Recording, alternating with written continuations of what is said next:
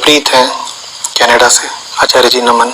मैं योजनाएं अच्छी बनाता हूँ, विश्लेषण भी अच्छा करता हूँ, मगर अपने विचारों को साकार रूप नहीं दे पाता। इसका कारण ये नहीं है कि कामचोर हूँ या मेहनत से कतराता हूँ, बल्कि इसका कारण मेरा डर और उलझन है। जैसे जैसे सालों महीनों को गुजरते देखता हूँ और अपने जीवन और दिनचर्या को पुराने कामों में ही फंसा पाता हूँ, मुझे मेरी अकर्मण्यता के कारण एक बेचैनी घेरे रहती है। कृपया मार्गदर्शन करें कि मैं अपने द्वारा सोचे गए कार्यों को आरंभ कैसे कर सकूं। हरप्रीत, मूल मुद्दे पर ही टिको। तुम्हें ऐसा लग रहा है कि तुम जो विचार करते हो या तुम जो योजना बनाते हो या जो तुम विश्लेषण करते हो, वो योजना, विचार, विश्लेषण तो सब ठीक ही है। तुम्हें ऐसा लग रहा है कि समस्या तो बस इतनी सी है कि तुमने जो तय किया, जो योजना बनाई, उसको तुम साकार रूप नहीं दे पाए, कार्यान्वित नहीं कर पाए। तुम्हारी दृष्टि में समस्या बस इतनी सी है और तुमने अपने अनुसार इस समस्या का कारण भी खोजा है, निदान किया है। तुम कह रहे हो समस्या है डर और उलझन। समस्या इतनी सी ही नहीं हो सकती कि जो योजना बनी है वो कार्यान्वित नहीं हो पाती। अगर मूल में डर बैठा है और द्वंद्व बैठा है, तो जो योजना बन रही है वो कार्यान्वित होने लायक होगी ही नहीं, इसीलिए कार्यान्वित हो भी नहीं पाएगी। तुमने समस्या का एक ही स्तर देखा है, तुम मूल तक नहीं पहुंच रहे हो। तुम्हारे अनुसार योजना तो बढ़िया बन रही है, तुम्हारे अनुसार तुम्हारे विचार, तुम्हारे आइडियाज तो बहुत अच्छे हैं, कमी बस उनके कार्यान्वित होने में, उनके एग्जीक्यूशन में है ना। ऐसा नहीं है। अगर करने लायक काम हो तो तुम उसे करोगे कैसे नहीं।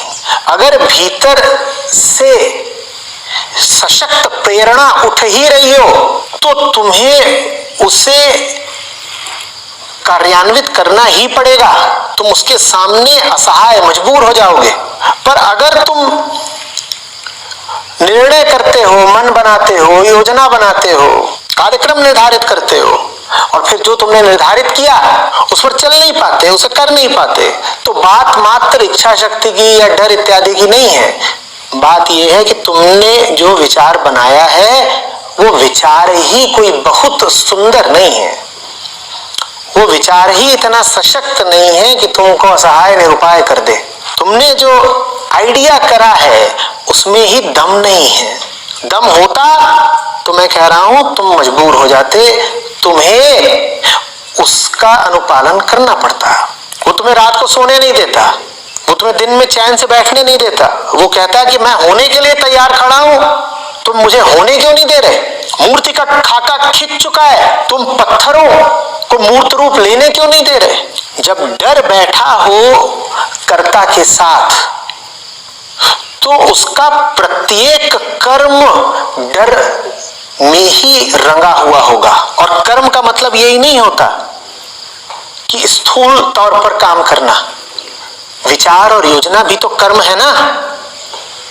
अगर डर के मारे तुम ठीक से हाथ नहीं चला पा रहे तो इतना तुमने कह दिया कि डर है, इस कारण ये स्थूल कर्म नहीं हो पा रहा कि मैं डर के कारण ठीक से हाथ नहीं चला पा रहा। पर हरप्रीत ये भी समझना कि अगर डरे हुए हो तो डर के कारण जैसे तुम ठीक से हाथ नहीं चला पा रहे वैसे ही तुम ठीक से दिमाग भी नहीं चला पा रहे होगे। डर का मतलब है तुम्हारी हस्ती के सहज प्रवाह को लकवा मार जाना। सब कुछ ही लकवाग्रस्त हो जाएगा, न ठीक से हाथ चलेगा और न ही ठीक से बुद्धि चलेगी, न ठीक से अंतःकरण चलेगा। हाथ भी कप कप के आगे बढ़ेगा और विचार और योजनाएं भी कपी कपी ही होंगी। इसीलिए मैंने कहा कि वो योजनाएं इतनी सुंदर होंगी ही नहीं कि तुम उन्हें कार्यान्वित करो। उन योजनाओं में भी कुछ अच्छा नहीं है, इसीलिए तो आज तक साकार नहीं हो पाई।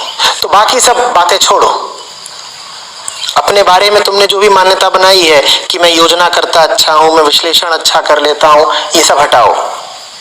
बस एक बात ईमानदारी से याद रखो कि डरे हुए हो और उलझन में हो, द्वंद्व में हो, उस उलझन को हटाना है, उस डर को मिटाना है। वो डर मिट जाएगा तो सब अच्छे अच्छे काम हो जाएंगे। ये भी हो सकता है कि बिना किसी खास योजना के ही हो जाएं। और वो डर मौजूद है तो बड़ी से बड़ी योजना विफल जाएगी, क्योंकि वो योजना बड़ी तो होगी पर जितनी बड़ी होगी उतनी डरी हुई भी होगी। वास्तव में योजना जितनी डरी हुई होती है उतनी बड़ी होती है। जैसे जैसे निर्भीक होते जाते हो वैसे वैसे आयोजन की जरूरत जरा कम ही होती जाती है। डर पर ध्यान दो, कहां से आ रहा है, क्या कह रहा है तुमसे। डर को हरप्रीत हारना पड़ेगा, क्योंकि डर के मूल में एक झूठ बैठा होता है।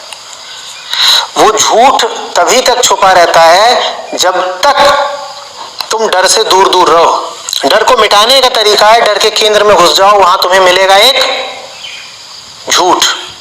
और झूठ तुमने पकड़ा नहीं कि डर मिट जाएगा। लेकिन डर चूंकि डरावना है, डर का तो नाम ही है डर, तुम उससे रहते हो दूर दूर। दूर रहोगे तो उसके केंद्र में जो झूठ बैठा है उसे देखोगे कैसे, पकड़ोगे कैसे।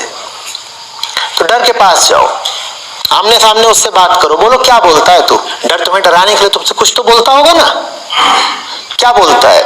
रुपए का नुकसान हो जाएगा, अपमान हो जाएगा, यही सब बातें तो बोलता है। कहीं के नहीं रहोगे, घर छिन जाएगा, घर वाले छोड़ के भाग जाएंगे, और क्या बातें बोलता है डर। शरीर का नुकसान हो जाएगा, सुविधा हो जाएगी, खाने पीने को नहीं मिलेगा, जो भी बात है। कहो अच्छा बोलो, और क्या बोल रहे हो। फिर जो कुछ वो बोल रहा है उसका परीक्षण करो, बोलो ये कैसे होगा। तुमने क्या तो दिया पर कैसे होगा, समझे। तो डर तुम्हारा हितैषी बन के आता है। वो तुमसे कहता है देखो हम तुम्हें तुम्हारे भले की बात बता रहे हैं, फलाना काम मत करना, क्योंकि अगर तुमने वैसा काम किया तो तुम्हारा नुकसान है। हम तुम्हारे हितैषी हैं, शुभेच्छा रखते हैं, इसलिए बता रहे हैं फलाना काम मत करना। ऐसा ही कहता है ना डर। डर से बोलो ठीक है आओ, तो तुम हमारे हितैषी हो तो हमारा कोई नुकसान बचाना चाहते हो। देखिए तो तुम्हारा कौन सा नुकसान बचाना चाहते हो, देखिए तो कि वो नुकसान हो भी सकता है या नहीं, और ये भी देखें कि वो नुकसान हो भी गया तो हमारा जाता क्या है, और ये भी देखें कि वो नुकसान ना हो, उस नुकसान को बचाने के लिए हम कीमत कितनी बड़ी अदा कर रहे हैं।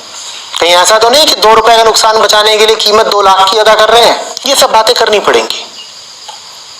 कोई डर के पास तर्क है, बात करो। जैसे जैसे डर के करीब जाओगे वैसे वैसे तुम्हें दिखाई देने लगेगा कि ये तो बात कुछ झूठी है। बहुत कुछ है जो है नहीं, लेकिन डर उसे बड़ा करके तुमको दिखा रहा है, और जो असली चीज है डर उसे बिल्कुल छुपा ही रहा है। शुरुआत यहीं से कर लो, क्या कहता है तुम्हारा डर, क्या कहता है। ये मत कह देना कि नहीं बस यूं ही डरते हैं, यूं ही कोई नहीं डरता। अगर तुम यूं ही डरते होते तो सोते समय भी डरते। ऐसा कोई है जो गहरी नींद में भी डर जाता हो? मैं सपनों की बात नहीं कर रहा, सुषुप्ति की बात कर रहा हूं। कोई है? नहीं डरते ना। इसका मतलब डर का संबंध विचारों से है, और विचारों में तो बातें आती हैं। तो डर के पास भी कोई बात है, कुछ कहता है तुमसे। क्या कहता है, बात करो। क्या गलत होने का, और बात करो साफ साफ। क्या गलत, वो कहेगा गलत हो जाएगा, उससे कहो बहकी बहकी बातें मत करो, खोल के बताओ, साफ साफ बताओ, प्रिसाइसली, एग्जैक्टली क्या गलत और कितना गलत, नुकसान कितना है, और तुम्हारी अगर सलाह माने तो उसमें कितना नुकसान है। तो मुझे नुकसान ही दिखा रहे हो ना, तो हम नफे नुकसान का पूरा हिसाब करेंगे, साफ साफ करेंगे, एक तरफा बात नहीं चलेगी।